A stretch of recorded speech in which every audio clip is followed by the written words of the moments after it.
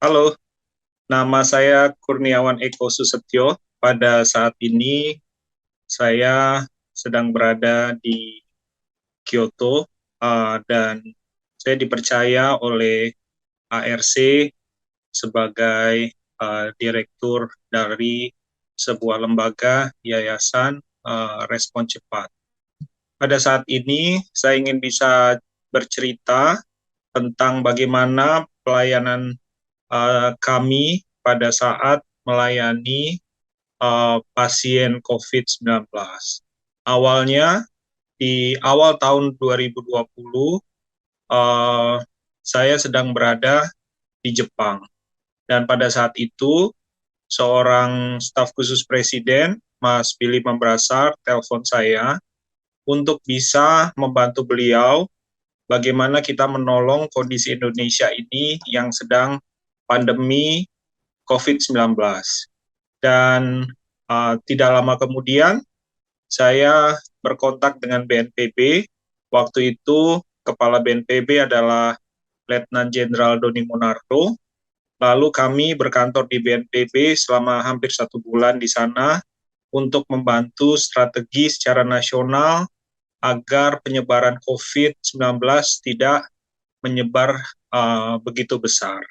Nah, waktu kami di sana, COVID belum separah di tahun 2021. COVID baru hitungan puluhan, kemudian ke ratusan. Nah, pada saat 2021 muncullah sebuah wave yang dibilang virus Delta yang dimulai di India. Ribuan orang meninggal setiap hari di India, dan tidak lama kemudian, 1 bulan kemudian, yaitu tepatnya bulan Juni dan Juli, virus tersebut menghajar Indonesia. Dan pada saat itu, apa yang terjadi? Kalau 1 tahun sebelumnya masyarakat Indonesia panik mencari masker, pada saat ini virus Delta itu menyerang paru-paru. Dan yang diserang bukan hanya orang tua atau lansia, juga menyerang anak-anak dan orang dewasa biasa. Jadi kami di ARC itu ditelepon oleh berbagai pihak. Apakah bisa membantu kami, keluarga-keluarga yang sudah tidak diterima ke rumah sakit karena rumah sakit sudah terlalu penuh.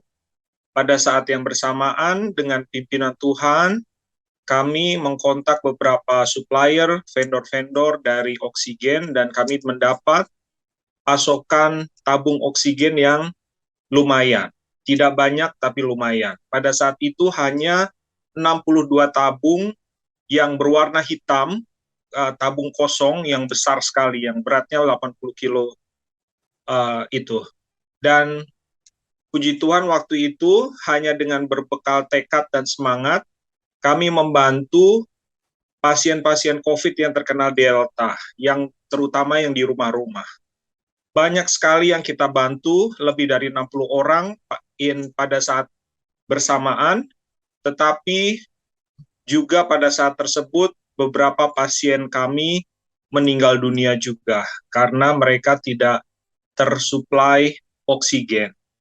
Jadi yang saya ingat sekali, jam 2 pagi saya ditelepon oleh sahabat saya sendiri waktu sekolah dasar, Mas Eko, tolong kirim karena kami kehabisan oksigen. Tapi kami tidak bisa kirim, dan 1 jam kemudian orang tuanya meninggal. Begitu juga dengan salah satu klien, orang tuanya juga meninggal di keesokan harinya, tepat jam 12 malam, di saat kami kehabisan stok oksigen. Dan pada saat itu juga kami membantu Rumah Sakit Advent Bandung yang membeli cukup banyak tabung oksigen, kalau nggak salah 100, lalu Rumah Sakit Bandar Lampung kalau nggak salah 100 juga, lalu kami mendapat banyak donasi yang orang membeli oksigen, tabungnya, dan kami mendapat kuota waktu itu kalau nggak salah 1 kontainer pertama. Jadi kita dapat kuota dan kita bisa menjualkan kepada rumah-rumah sakit yang sangat membutuhkan waktu itu. Dan pada saat itu juga rumah-rumah sakit di Bandung sempat kehabisan oksigen dan puluhan orang meninggal dalam 1 malam. lebih dari 56 orang meninggal hanya dalam satu malam di sebuah rumah sakit di Bandung. Dan dengan pertolongan tangan Tuhan, kami menggerakkan tim ARC di Jakarta dan di seluruh Indonesia untuk bergerak bersama.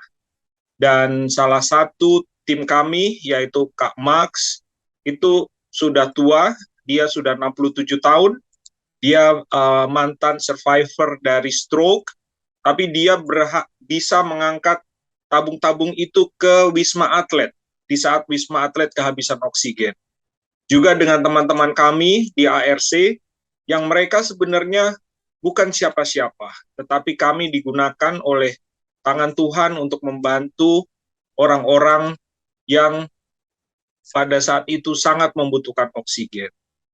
Tapi ya dengan berat hati, beberapa orang klien kami memang tidak bisa terbantu karena tabung oksigen memang sangat terbatas.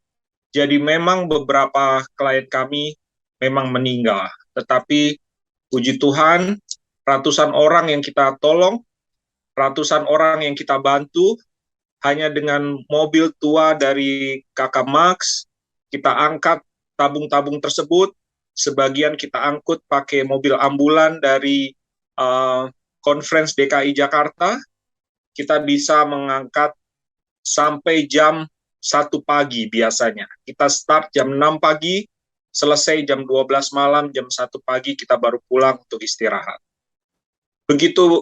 Begitulah beberapa pengalaman kami, dan pada saat ini ARC masih diminta untuk membantu dari BNPB, dan kita masih diminta untuk membantu dari Kemensos. Dan pada saat ini juga masih banyak permintaan dari rumah-rumah sakit untuk membantu tabung-tabung oksigen tersebut. Jadi, saudara-saudara, jika ada kebutuhan, ada saudara-saudara yang sakit, yang isoman di rumah, jangan sungkan-sungkan untuk mengulurkan tangan untuk telepon kami ke ARC. Kami siap membantu Bapak dan Ibu semua yang isoman di rumah. Dan sampai saat ini kami masih membantu tabung-tabung tersebut, walaupun kami cuma ada beberapa saat ini, kami sudah stok kami mungkin hanya sekitar 20 tabung, itu digunakan untuk semua. Kalau sudah sembuh, dikembalikan. Dan puji Tuhan, lebih banyak orang yang terbantu lagi karena beberapa orang baik menyumbangkan beberapa tabung oksigen kepada kami untuk kami bisa salurkan kepada orang-orang dan rumah sakit yang membutuhkan. Begitulah pengalaman dari ARC, dari saudara-saudara kita yang dengan semangat, walaupun di tengah kekurangan kami, di ketidakadaan kami masih bisa membantu sesama. Jadi moto kami, do for humanity, kami bekerja untuk sesama dengan semangat dan kerelaan hati. Mudah-mudahan Bapak dan Ibu semua juga bisa menjadi volunteers kami. Silakan untuk menghubungi telepon kami, ada di Instagram ARC Indonesia. Sekian dan terima kasih, mudah-mudahan pengalaman ini menjadi kekuatan dan kita semua, dan kita bisa membantu sesama, terutama yang sedang sakit dan yang membutuhkan. Terima kasih, Tuhan memberkati.